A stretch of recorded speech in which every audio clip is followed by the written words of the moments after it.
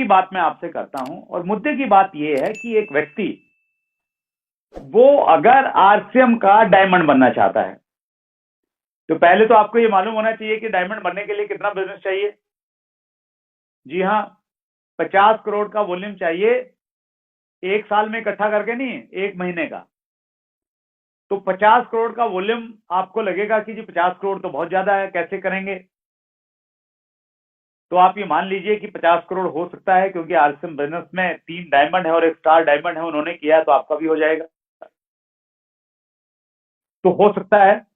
कैसे होगा? मैंने क्या किया, 50 करोड़ महीने का धंधा करने के लिए,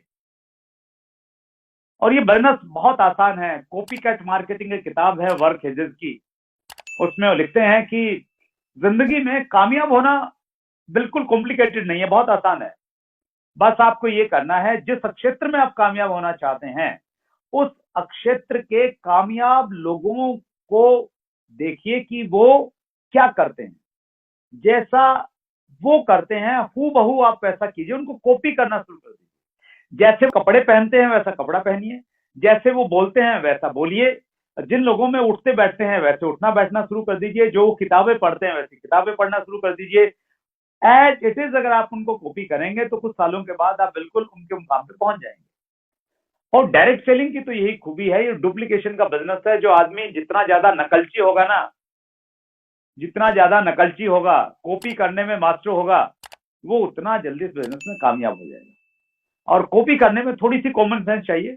कई बार जिस आदमी की आप कॉपी कर रहे होते हैं तो उसकी अगर कुछ एक आध अगर वीकनेस है तो वो भी आप कॉपी कर लेते हैं, तो वो आपको थोड़ा सा कॉमन सेंस की आपको जरूरत पड़ेगी कहीं ना कहीं। तो राइट, मैंने क्या किया, कुछ पॉइंट्स मैं आपके साथ में शेयर करना चाहता हूं।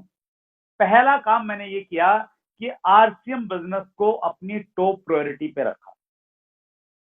तो इसको पॉइंट को मैं दूंगा, पहला पॉइंट बोलूंगा टॉप प्रायोरिटी। आरसीएम बिजनेस में मैं आया, शुरुआत में सीरियस नहीं था, लेकिन जब से मैं सीरियस हुआ, मैंने अपने जीवन की सर्वोच्च प्राथमिकता आरसीएम को बना लिया। मैंने एग्जांपल दिए, बच्चों के बर्थडे के एनिवर्सरी का एग्जांपल दिया। मेरा केबल टीवी का बिजनेस था, केबल टीवी के बिजनेस के प्रति मैं बिल्कुल बेपरवाह हो गया। उसमें से जो पैसा आता था वो आना बंद हो गया, कंपटीशन हो गया, मतलब संभाला ही नहीं मैंने।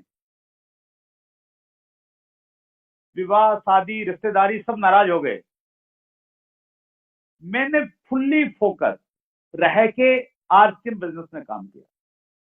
मैं ऊपर वाले का हमेशा शुक्रिया अदा करता हूं कि आरसीएम बिजनेस में आने के बाद में मेरी एक होम मीटिंग भी कैंसिल नहीं हुई आज तक। वो इसलिए नहीं हुई क्योंकि मैंने आरसीएम बिजनेस को अपनी टॉप प्रायोरिटी पर रखा। और आप भी अगर बड़ी कामयाबी चाहते हैं तो आप टॉप प्रायोरिटी पे रखिए आरसीएम बिजनेस को, फोकस रह के काम कीजिए। मैं लोगों को देखता हूं, वो कहते हैं जी मुझे 5 साल हो गए, मुझे 7 साल हो गए।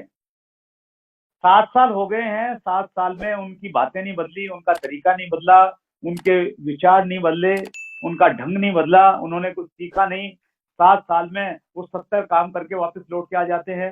7 साल काम करके वो इलेक्शन आते हैं तो दो महीने इलेक्शन में गायब हो जाते हैं। फिर पड़ोस में किसी की शादी होती है तो एक हफ्ते फिर गायब हो जाते हैं और कहते हैं जी कुछ हो नहीं रहा है। आपको फोकस्ड रह के कंसिस्टेंसी के साथ में टॉप प्रायोरिटी पे रख के काम करना पड़ेगा। दूसरा काम जो मैंने किया वो मैंने आरसीएम बिजनेस को मैंने ज्वाइन किया। प्रोडक्ट हमारे पास में बहुत ज्यादा नहीं थे, सिस्टम समझ में आ गया था। मैंने बिल्कुल 100% एनर्जी आरसीएम बिजनेस पे लगाई।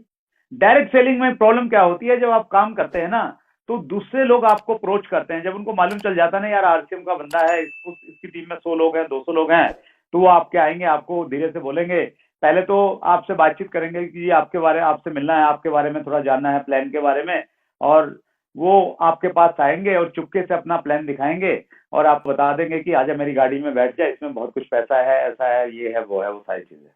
और हम कहीं ना कहीं उन चीजों के प्रति अट्रैक्ट हो जाते हैं, आकर्षित हो जाते हैं। और जैसे ही आप उन चीजों के प्रति अट्रैक्ट होंगे, आपका जो एनर्जी है, जो 100% लगा हुआ था, वो एनर्जी डाइवर्ट हो गया। अगर 10-20% उनको सुनने में, सोचने में, विचार करने में लग गया तो फिर आउटपुट तो आपका कम आएगा ही। तो मैंने क्या किया, मैंने कहीं पढ़ा कि जो वो जो तांगे में जो व्यक्ति घोड़ा जोतता है, तो वो अच्छी स्पीड लाने के लिए घोड़े के दोनों तरफ, दोनों नजरों के साइड में एक ब्लिंकर लगा देता है। तो जब वो ब्लिंकर उसके साइड में लगता है तो घोड़े को कुछ नहीं दिखता है, न उसको घास दिखती है न घोड़ी दिखती है, उसको सिर्फ मंजिल दिखती है और वो मंजिल पे जल्दी पहुंच जाता है। कोई भी व्यक्ति मेरे पास में, पहली बात तो ये कि मेरी कमिटमेंट को देख के, मेरे पागलपन को देख के कोई व्यक्ति मेरे पास में आया नहीं कि वो प्लान दिखाने के लिए आए। और एकाध अगर कोई आ भी गया होगा तो मैंने बड़ी निम्रता के साथ में उसको नमस्ते किया। मैंने कहा भाई साहब, आपकी कंपनी मान लिया बहुत बढ़िया है, आपका प्लान बहुत बढ़िया है, आपके प्रोडक्ट मतलब जो है ना वो आसमान से आए हैं, इससे बढ़िया कुछ है नहीं, लेकिन मैं आरसीएम बिजनेस को लेके कमिटेड हूं और मेरा कमिटमेंट है कि मैं जिंदगी भर आरसीएम करूंगा, इस कमिटमेंट के साथ में आया हूं, प्लीज मेरा कमिटमेंट मत तोड़िए। तो आदमी ने फिर मेरे से बातचीत नहीं की। और जब आप थोड़ा सा, आपके मन में कुछ लालच रहेगा, कुछ देख लूंगा, कर लूंगा, चलो सीख लूंगा, चलो एक आईडी तो लगा ही दूंगा, फिर कैसे कामयाबी? हमने सुना है ना, अगर आप दो नाव में पैर रखेंगे तो डूबना तय है।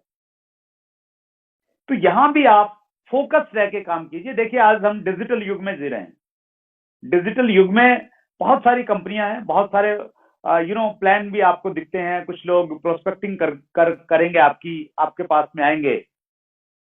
लेकिन आप अगर बिल्कुल फोकस्ड हैं, ब्लिंकर्स लगा रखे हैं आपने, कुछ दिखता नहीं है, 100% एनर्जी आप आरसीएम बिजनेस पे लगाएंगे, तो फिर अगर अब तक आपके पास में परिणाम नहीं है तो आप इस प्रकार से काम करके देखिए, आपके पास में चमत्कारिक परिणाम आएंगे। मैं एग्जांपल आपके सामने हूं, मैंने ऐसा किया। तीसरा काम मैंने किया, लर्निंग एटीट्यूड। हमेशा सीखने के लिए तैयार रहा, हमेशा, ऑलवेज, आज भी हूं। मुकेश कोठारी जी कहते हैं कि अगर आप सीखना नहीं चाहते हैं, if you don't have a learning attitude, कोई भी नहीं सिखा सकता। हार्वर्ड यूनिवर्सिटी का प्रोफेसर भी आपको कुछ नहीं सिखा सकता। और अगर आप सीखना चाहते हैं तो नाली में पड़ा हुआ शराबी और एक छोटा सा बच्चा आपको बहुत कुछ सिखा सकता है। वो नजरिया होना चाहिए सीखने का। मैंने बहुत सीखा, मैंने बहुत सारी किताबें पढ़ी, मैंने मीटिंग सेमिनार में जब मैं जाता था ना, आज भी उसको मैं आज भी फॉलो करता हूं। अगर 5 घंटे की मीटिंग है ना तो मैं पानी पीने के लिए नहीं उठा कभी, आगे की सीट पे बैठता था और बस पूरी मीटिंग में नोट्स बनाता रहता था, लिखता रहता था। और मैं देखता था लोग 5 बार उठ जाते थे 5 घंटे में, तो चाय पी के आते थे, टहलते थे, जैसे पिकनिक मनाने के लिए आए हैं। हमारे जमाने में उतनी ज्यादा ऑडियो वीडियो नहीं रहती थी, आज तो सोशल मीडिया पे, यूट्यूब पे भरमार पड़ी है आपके पास में।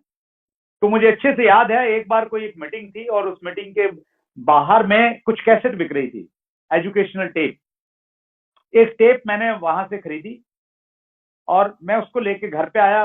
रात को शायद 2 बजे पहुंचा मैं। 2 बजे पहुंचने के बाद घर पे टेप रिकॉर्ड था। मैंने उस टेप रिकॉर्ड में टेप को लगाया, मुझे नींद नहीं आ रही थी।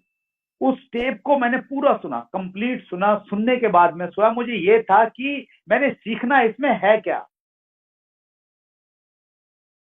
वो वाला पागलपन। जब मेरे पास में बहुत सारा पैसा नहीं था उस समय, मैंने ट्रेनिंग के ऊपर में बहुत खर्च किया। शिव खेड़ा जी का एक ट्रेनिंग प्रोग्राम था जिसकी शायद 50,000 रुपए के लगभग फीस थी। 4 दिन का एक वर्कशॉप था, वो मैंने अटेंड किया। तो लर्निंग को लेके आप इन्वेस्टमेंट भी उससे कीजिए और सीखने के लिए आप हमेशा तैयार रहिए। सीखना बंद तो जीतना बंद।